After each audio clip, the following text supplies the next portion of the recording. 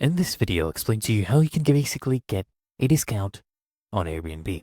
So, when you're searching for listings, you want to basically look for those that already have a visible discount displayed on the price. This is one of the ways.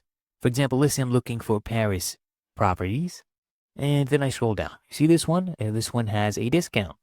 Usually people give discounts when people are usually new on the market. They want more reviews or it's the first time booking, right? Things like that. They do give discounts. Sometimes you can also go ahead and book at places during off-peak times. So depending on the place, you can go ahead and travel maybe in the winter, right?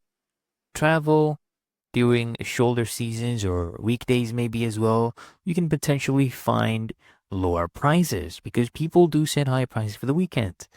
And you can also utilize the weekly or monthly discounts. So if you plan to stay for a week or longer, many hosts actually offer discounts for extended stays.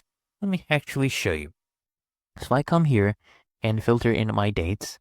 So if I do, let's say Feb 21st to March 31st, that's over 28 days. That counts as a month, more than a month.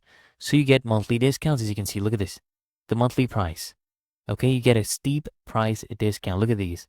Look at the discounts, guys. Many properties offer you huge discounts if you go ahead and stay for a whole month. As you can see, look at these, guys. Okay.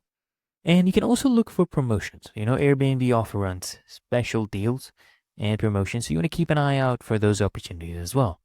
And what you can also do is you can also go ahead and consider buying discounted gift cards.